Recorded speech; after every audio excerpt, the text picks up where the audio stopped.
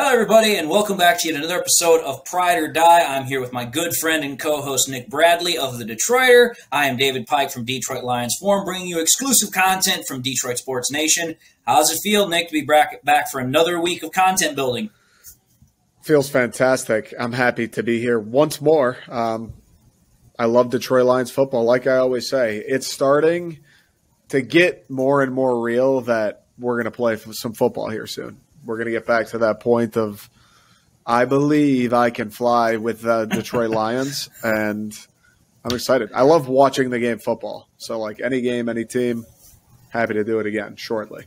Absolutely. I mean, we've only got a little bit more to go until we're actually going to have some training camp reports. We've only got about another week and a half, 2 weeks until Hard Knocks officially airs. So we don't have much longer to wait. So we're just about there. We're right there on the cusp. But until then, let's talk about some, not necessarily some news topics. We'll talk about some opinionated stuff that is related to the Lions. We'll talk about some other stuff. But first topic I'm going to talk with you about is jerseys. Obviously, jerseys, uniforms, helmets. The NFL is becoming a little bit more fashion sense oriented. You've got teams that are changing their helmet colors, their helmet designs, their jersey colors and designs.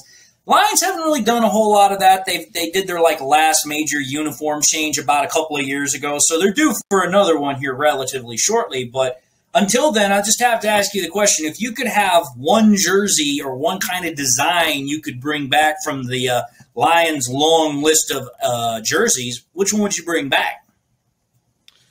That's the toughest question ever, I think. The obvious answer, I think, is those blacks.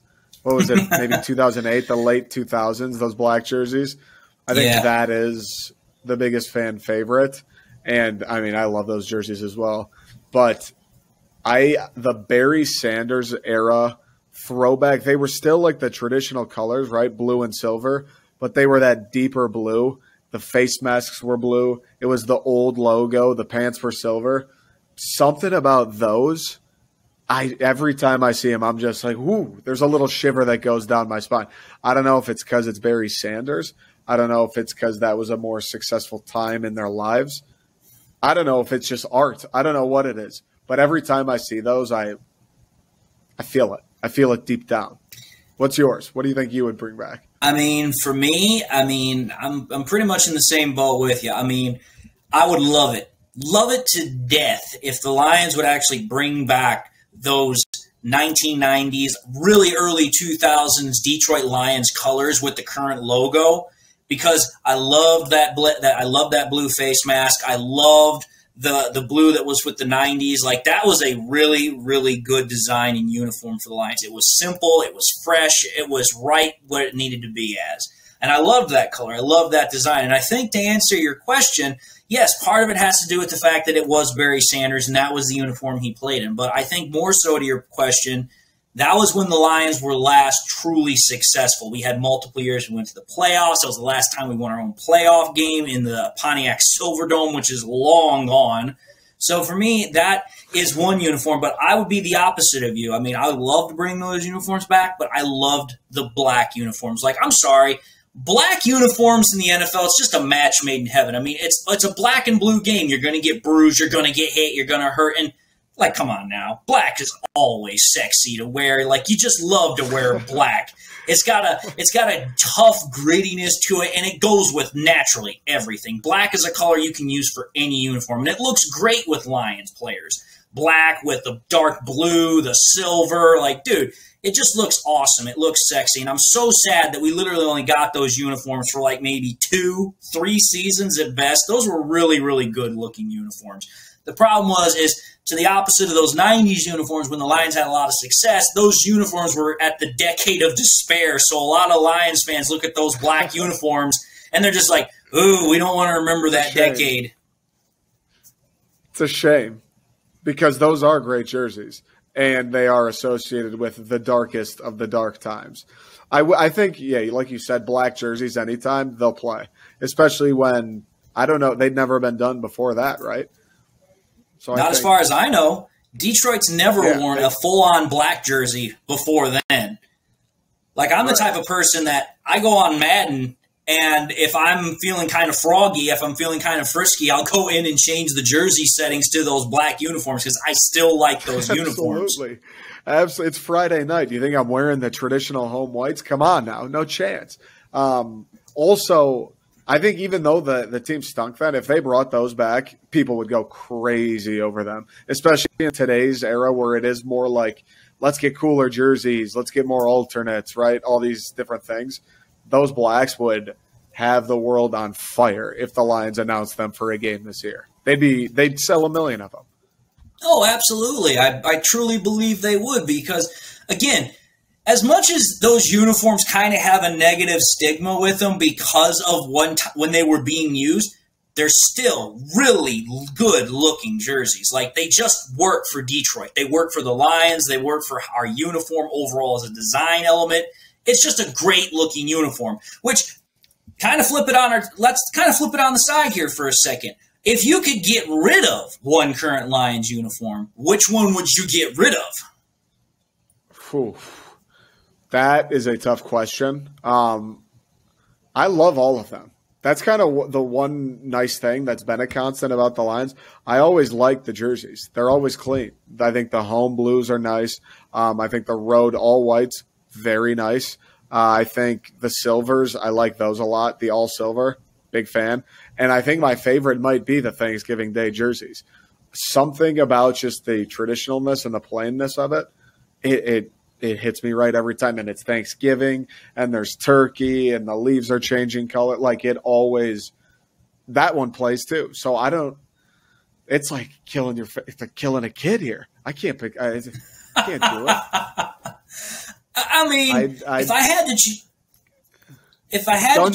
one. Yeah, gun to my head. Yeah, I would probably go get rid of the whites. Well, see, this is actually going to surprise you. If I had to choose one, I would choose the all grays. I like the all grays. I like them. I really like those jerseys. But I like the all whites for one simple reason, and here's the reason why. Because I would have agreed with you until I saw this concept design that I saw from somebody else. Somebody posted a picture. It had Jared Goff in it. But what they had done is they kept the all-white jersey, all-white pants, everything. But what they did is they took out the gray color of the helmet and they made it white, and it just popped. It was like a whole white jersey. White helmet, white pants, white shirt. It still had, I think, the gray face mask. It might have had a white face mask. I don't remember. But I was like, man, that really pops. Like, you've literally got all white. And I'm looking at it, and I'm like, crispy. And I'm like, that looks pretty clean. That looks pretty fresh. And then I'm looking at the gray uniforms, and I'm like, those look really good too. But it's like gray. Gray is like a very neutral, basic color. It doesn't necessarily excite or offend anybody. So it's like, if I had to get rid of one, I would choose the all grays, because some people I know don't like them because it's a very basic uniform. It really doesn't do anything to inspire people. But I'm like you. I like the blues. I like the whites. I do like the Thanksgiving uniform because there's history and there's tradition. But if I had to get rid of one jersey element or one jersey design, I would get rid of the all grays. Or that all color rush gray. That's the one I would get rid of. See, I love those. I love those things. I don't know what it is. No. I think the helmet being a different shade of silver and being shiny, and then the jersey being all gray, a little darker. Something about that I think is what I really like. I'm not sure. I think they're clean to look at. I agree. I mean, like I said, I don't have a specific Detroit Lions uniform that I don't like. I like most of them.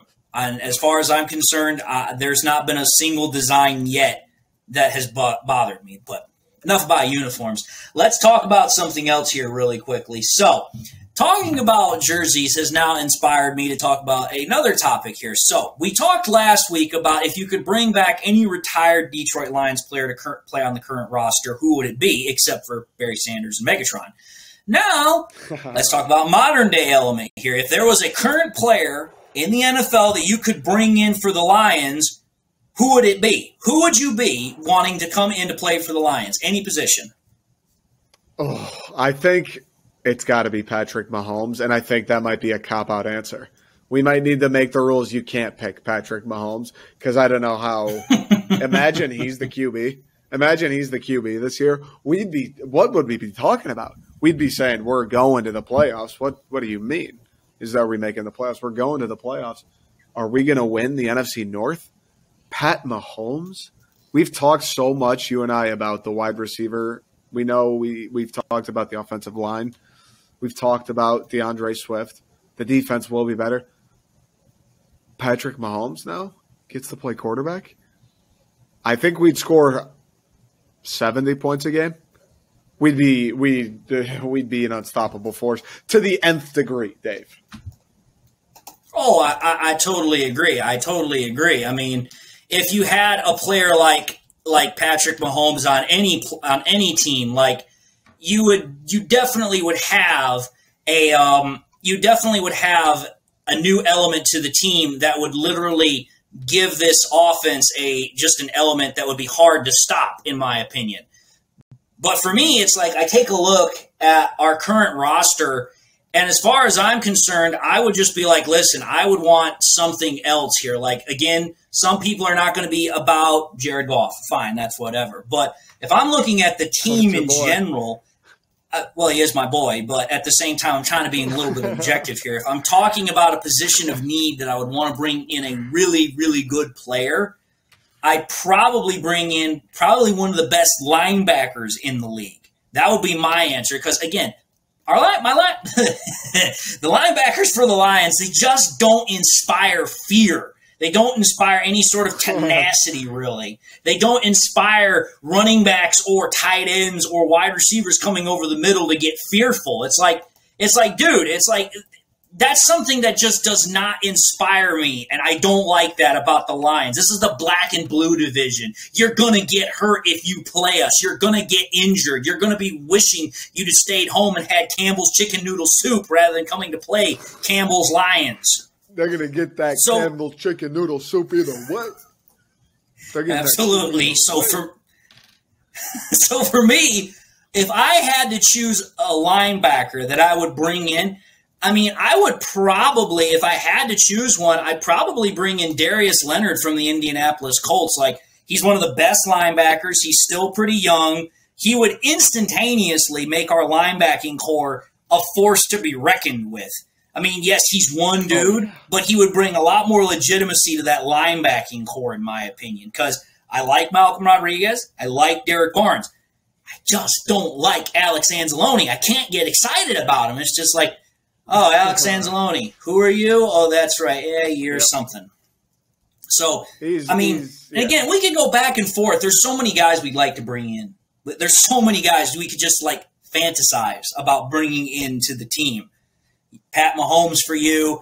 I mean, if I wasn't going to bring in a linebacker, I might bring in maybe a running back. I might bring in either Jonathan Taylor from the Colts.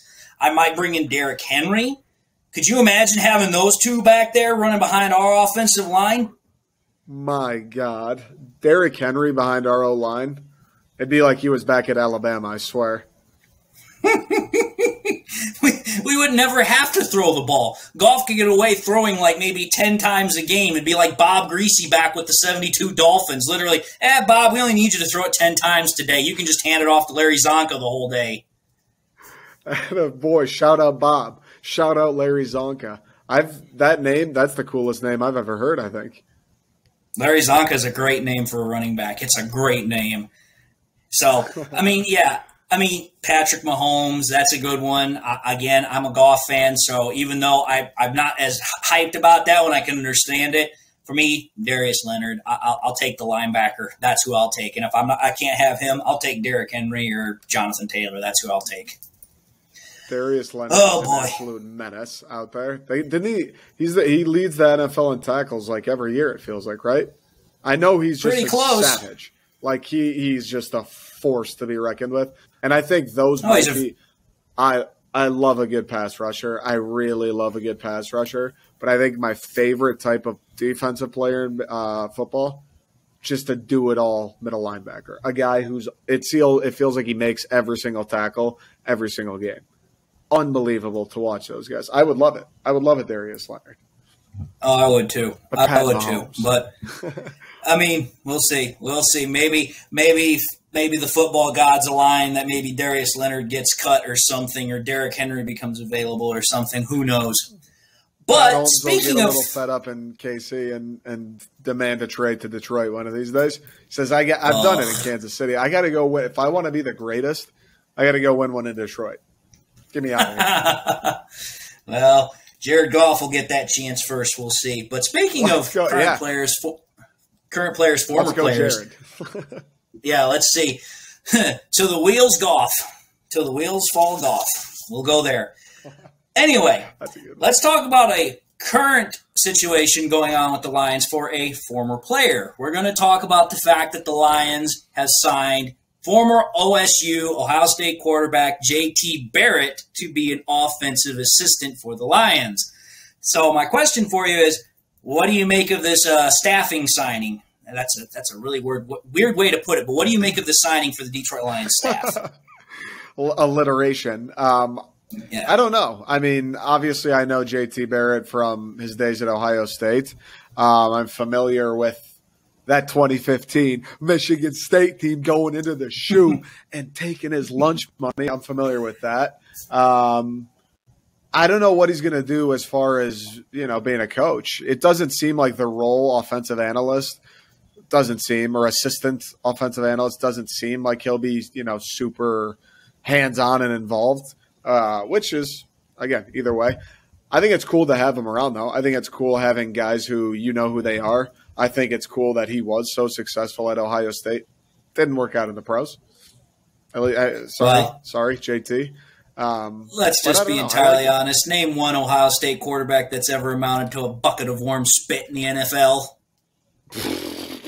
Yeah, they've been bad, but I still don't know if I buy that narrative. I don't know. Those guys, you watch Ohio State. There's a reason Ohio State's good every year. Those guys are sweet. I think Justin Fields, by the way, will be a good player. I do. I know we've talked about this before, but I hate how he's on the Bears because I really like Justin Fields. But I don't know. It's good to have JT. I'll just look at it this way. I mean, you're an offensive assistant. You're not like a position coach. You're not an offensive coordinator.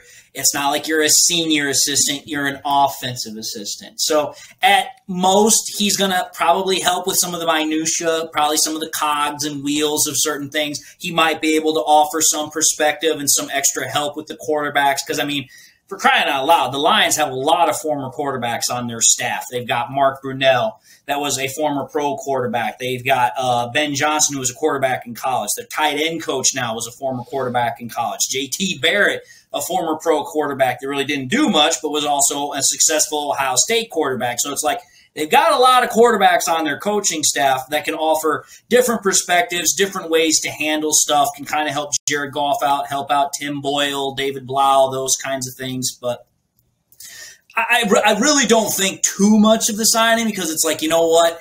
It's an offensive assistant. It's like he's going to be probably going and getting Ben Johnson's coffee in the morning when Ben Johnson's holding meetings. Like, hey, Barrett, can you go get me a double latte or something? It's like I'm not too worried about JT Barrett. Yeah, I think that's a good point you make, though, about them stockpiling QBs. That's kind of cool. I didn't even never thought of it. But I love that because, yeah, maybe JT's not going to be super in Jared Goff's ear all the time, but the quarterback knows what everybody's supposed to do because when they're playing, you're responsible for everyone. So they're not the offensive line coach. They have an idea of what the offensive line's supposed to look like. They're not a wide receivers coach, but they know what their route's supposed to look like. So I like that it's kind of their responsibility and their scope when they played is the entire field, not just what do they do. What's everybody doing on every single play in the playbook? I think that's good to have around. And, yeah, I agree with you. I mean, again, it's nice to have another person who understands that perspective. It's nice to have somebody else that can appreciate the position that the quarterback is in. But, I mean, I kind of bring this topic up because I remember I got into a conversation with somebody, and this is going to make you laugh. Even for you, this is going to really make you laugh.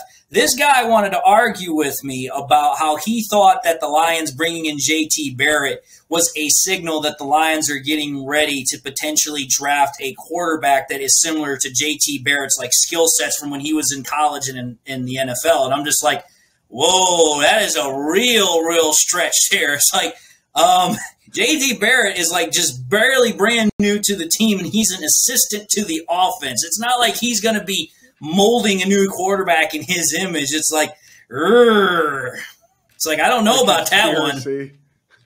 Conspiracy of the utmost levels. Quarterback conspiracy. Yeah. Someone just thunk that up. It's kind of funny because he makes some sense. Makes a little bit of sense. They're just bringing on more QBs. I just don't know, or why would someone be looking for a JT Barrett in the draft, right? I don't know. I wouldn't look for a JT Barrett if he was the last quarterback on this planet. And if the Lions do take a QB in this draft, it's more likely going to be because they have one of those high picks, and it's more likely going to be because they know, all right, it's CJ Stroud or Bryce Young. There's not a whole lot. We're not doing a lot. I expect the Lions will take a quarterback. I expect the Lions will take a quarterback this year. I fully do. The question is going to be where they take the quarterback at. If Jared Goff balls out, he has himself a good year, they probably will take a quarterback late third, fourth, fifth round. If Jared Goff doesn't do so well, then yeah, they're probably going to use a high second or first round pick on a quarterback. It's really going to depend on how Jared Goff does. So again, as a lot of people have said, this is Jared Goff's make or break year. If he makes it, then he's got himself potentially a long-term future with the Lions. If he doesn't, then unfortunately, as much as I like Jared Goff, he might be finding himself out of a job in another year, as much as I hate to say it. But we'll see. It's crazy. It's crazy to think that Jared Goff's performance, not only, like, obviously, it's responsible for what happens to him next year, but the trajectory of the Lions. Because if he plays well, they're going to win. If he doesn't play well, they'll lose some games. And the trajectory of the Detroit Lions changes based on this 1 year. It's crazy. That's like a contract year on steroids.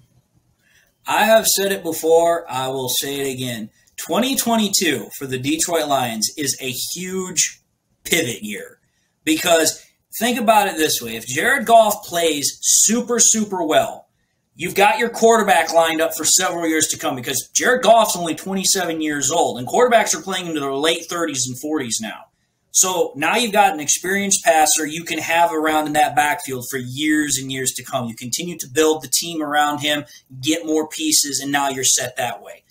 If the opposite holds true, then all of a sudden you're kind of putting a reset. You're kind of resetting the clock back a year or two because now you have to bring in a new quarterback. He's probably going to sit behind Jared Goff, learn the system before they put him in. So now, in essence, you've put your team back another year by resetting the clock, getting it ready for that next quarterback. So this is a huge pivot year for the Lions. This is a huge transition year. This will be the year that sets their trajectory up or puts them back another year or two. It really just kind of depends on how well Jared Goff plays. That's kind of like why Jared Goff has said, and Brad Holmes and Dan Campbell have said it, we're putting all of our stuff in to give him the best chance to succeed because I think they realize that as well. Yeah.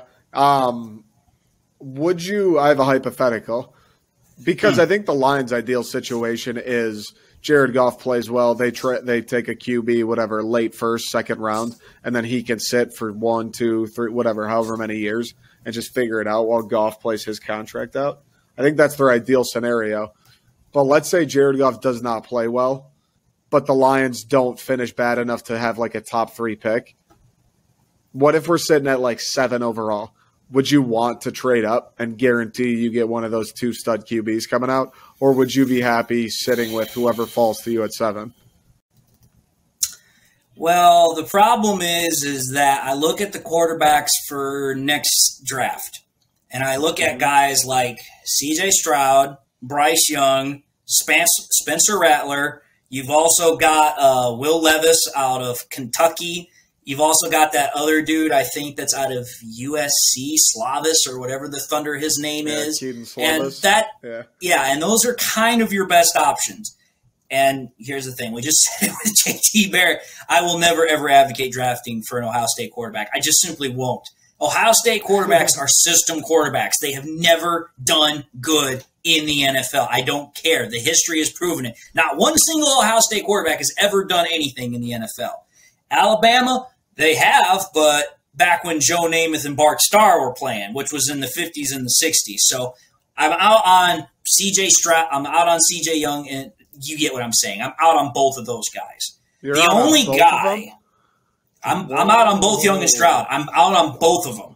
I want nothing to do with them because until somebody proves that programming wrong, I don't want to take a chance. Because, again, I've proved this before in several other comments in shows. It's a 34% chance success rate for quarterback drafting in the first round. If you look at all quarterbacks drafted from 1990 to like 2016, 2017, because anything earlier than that, you're not giving the quarterback a fair shot. You've only got like 34% of quarterbacks that even had a career that was worth talking about. It's even smaller if you're talking about quarterbacks that actually like won Super Bowls, won awards, anything like that. So for me, it's like, okay, Alabama quarterbacks have not had any success in a long time. Mac Jones is by far the most successful quarterback that Alabama has produced in the last 50 years. You take a look at Ohio State. They haven't produced a single quarterback that's amounted to anything. And Joe Burrow doesn't count. Don't anybody try to say he does. So for me, it's like I can't even get excited about an Ohio State or Alabama quarterback. So for me, who's the next option that I'm really interested in potentially looking at? You got Spencer Rattler, who lost his starting job to a true freshman in Oklahoma, and he then went to South Carolina. And then you've got Slavis or you've got Will Levis. If I'm taking a look at those two options, the one I'm really going to pay more attention to is the guy out of Kentucky in Levis, because he's big-bodied, he's got a big arm, he looks the part of a quarterback. But that's pretty much the only guy I'm really looking at for the next draft for maybe someone the Lions might go after. So that's why I'm saying if it's for me, I want Jared Goff to do well because I don't really like the options in this upcoming draft either. Yeah, they've got more talent, but the pedigree is simply not something I want. I don't like Alabama. I don't like Ohio State, and that's simply the short and nut of it. I just don't like their programs for developing quarterbacks. They have not done very well at doing it. That Will Levis, he's from Penn State, right? He just transferred. Do you know? I don't know where he's from. I do know he plays for Kentucky, though. He's the oddball quarterback that puts mayonnaise in his coffee. Oh, my God. That can't be real. It is real. He posted it. No. He puts mayonnaise in his coffee. Will Levis, what are you doing? Why? Is he pranking himself? I don't know. Did he lose a bet to himself? What is he thinking? Who in God's name puts mayonnaise in your coffee? What, dude? Apparently Will Levis does. Him and Dan Campbell would have some conversations. Dan Campbell would be outraged at that. And that's Dan Campbell. Mayo in the coffee. What does that taste like? Is it like he's trying to make like ice cream coffee, except it's just mayonnaise? Like what, dude? I have no idea. Let's move into our next topic. I'm out on him. I'm out on him after that because that's beyond me. I know that's a really weird flavor palette to have, but whatever floats your boat. So okay, here let's talk about the Lions training camp since it is coming up here relatively shortly. If you are looking at the Lions roster, what Lions players do you feel really need to have a strong training camp going into this season? Whether it is to stay on the roster, whether it is to prove something, what Lions player do you really think needs to have a really good training camp? Which ones? So I think the ones that need to are certainly we've spoken about a lot. Those guys in the wide receiver group, and I think if you're an offensive lineman who isn't one of the main guys, one of the starting five, it's a little tougher to make that rotation. But I think the player that I would like to have the best training camp, not that they need it necessarily, but I would really enjoy seeing it and reading about it and hearing it, is Jeff Okudah. I would thoroughly enjoy hearing that he's just balling out. I would love, it's just like college. It's Ohio State Hefe out there. Free that man. This Achilles injury, it actually made him faster. You believe that shit? No, I've seen the videos. Like, he looks faster. I mean, did you see that one video where he has a 60-pound plate strapped across his chest and he's doing like 29, 30-inch verticals with a 60-pound plate on him? He looks like a beast. Yeah, he looks like he should be a machine. Yeah, I mean, here's the thing. Jeff Okudah is coming on a mission because, dude, the only other player that's gotten as much flack on the Detroit Lions besides Jeff Okudah has got to be Jared Goff. But Jeff Okudah's gotten it practically since he was drafted. They're like, what are you doing drafting a cornerback that high? And then the injuries have plagued him. And now there's all this talk about him being a bust. It's like, dude, he has literally gotten just flack ever since he was drafted.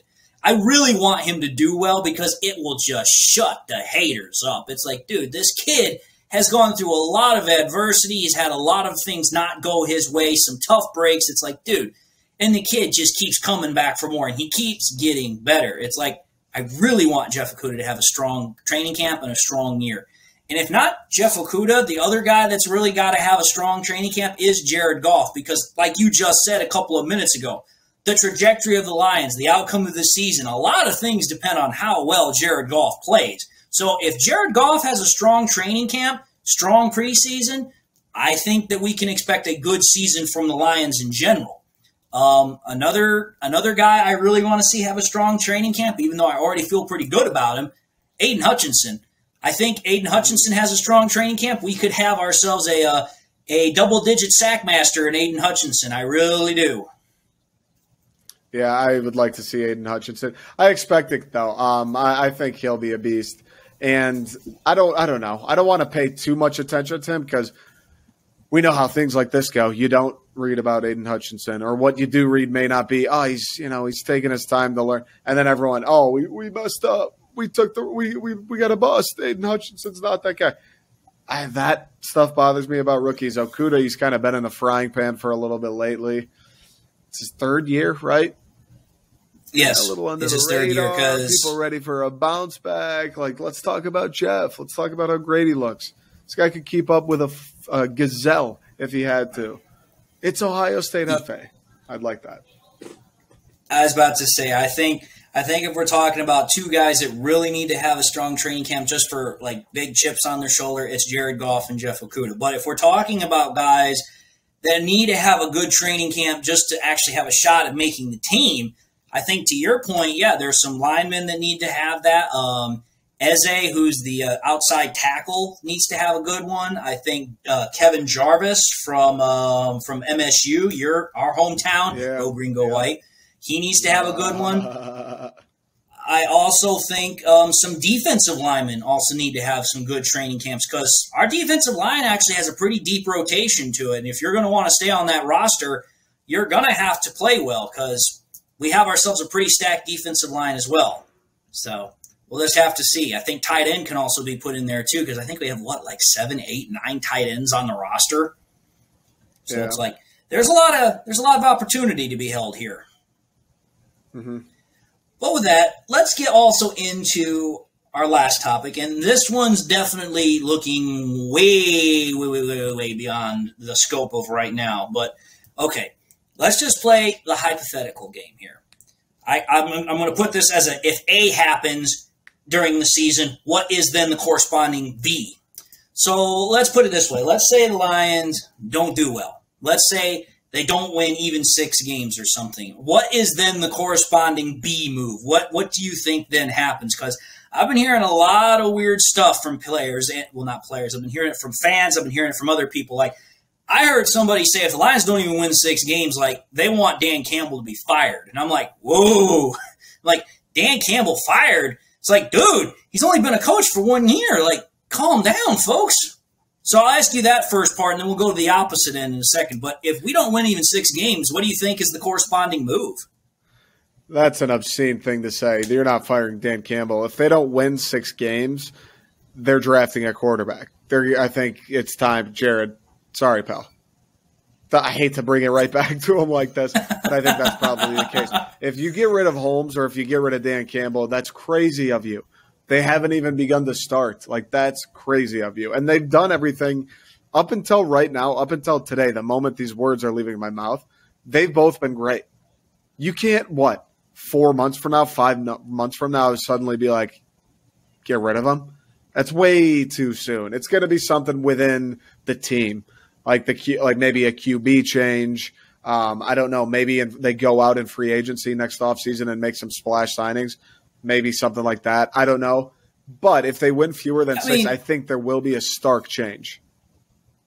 Oh, I agree. I mean, it also depends on the players. It depends on who's not actually performing. I mean, as I'll say this, Jared Goff could still have a really good year and the team struggle, because we have seen that from quarterbacks. There have been quarterbacks that played really, really well, but the team around them just didn't do well. I mean, Matthew Stafford did it for 12 years here in Detroit. He played well a lot of years, but the team just couldn't win. So it depends on what's the cause, what's actually failing the team from winning. So there's that to look in that whole aspect. But I agree with you. It's like, dude, these guys are only 2 years into the regime. It's like, if you're talking about firing them already, it's like, dude, you either have no faith in the Lions or you're just a negative Nancy Debbie Downer that just wants to throw a wet blanket on the party. And it's like, I ain't got time for that. The thing that's different about the Lions now, sorry, I was going to just say the thing that's different now compared to Stafford is those teams, Stafford, Megatron as well, but like Stafford, the quarterback position was the best position on the team. Now there's the offensive line, the wide receivers, the running backs, like everything else, the tight ends, everything else on the offense should be played at a high level. The defense got better. Like it isn't so much now. We're viewing like the way we view it. What you're in essence saying is when Stafford was here, we very seldom, if ever, had a complete team. With Goff, we have a much more complete team. It's not like, okay, it's Stafford and everybody else. It's now you've got Goff, you've got Hawkinson, you've got Shark, you've got Swift, you've got Hutchinson, you've got Okuda, you've got Amarier, you've got all these other pieces that are a part of the team rather than Stafford just trying to play Miracle Man every Sunday. Right. But okay, let's look at the opposite end of the spectrum here. Let's say the Lions do win 10, 11 games. They go to the playoffs. They win a playoff game. And all of a sudden now it's like complete reversal. The Lions are actually considered a really, really good team. What's the corresponding B move then? That's also kind of interesting to think about. I think it's kind of what you mentioned.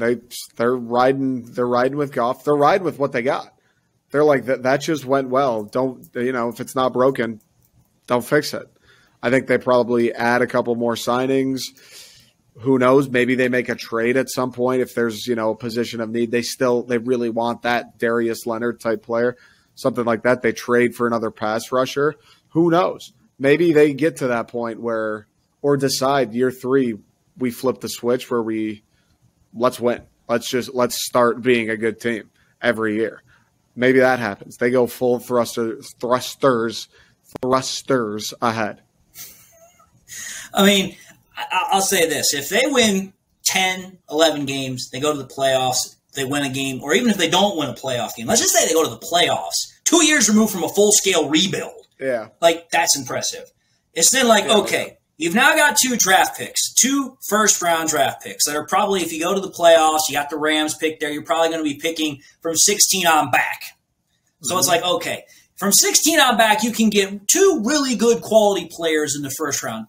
Or what you could do is you could say, okay, screw that thought logic. Let's trade up and get a dog in the first round, like a top linebacker, a top safety, or something else. Or you could say, hey, let's start making some calls around the league and let's get one of the best players in the league for a position of need, whether it's getting that dog at running back, getting that dog at linebacker that we really could use. I think I hear you doing the dog sounds. That's funny. I mean, there's so many options if you actually do well, because now those 2 first-round draft picks, you can use them to either draft 2 players or you can combine them to go and get one really, really special player, whether it's in the draft or if it's out there on the market. I think winning affords you more opportunities going forward is in essence what I'm getting at. I would prefer us to win. I think every Lions fan would prefer us to win. If you're winning, it means it's time to flex all of your muscles and do whatever you can to make the team as best as possible, which It's crazy when you mentioned that. Like, if they win a playoff game this year, that would be the best season they've had in 30 years. Since 1991. That's the last season we won a playoff game, which was before I was even born. It's crazy that we're having these debates, and if they go do that, this is the best Lions team that's been around in my lifetime. And we're having these debates. Exactly. That would be wild. That'd be wild if it happened. I totally agree. I'm telling you, this season, fasten your seatbelts, and as Terrell Owens says, get your popcorn ready. It's going to be a lot of fun. But with that, we are now at 40 minutes. We have had a lot of fun with this discussion here. So with that, folks, we're going to call it an end for Pride or Die this week, but we will be back next week. We will have more exclusive coverage. But with that, until then, this has been Nick Bradley and David Lyons Insider. Pride or Die, people.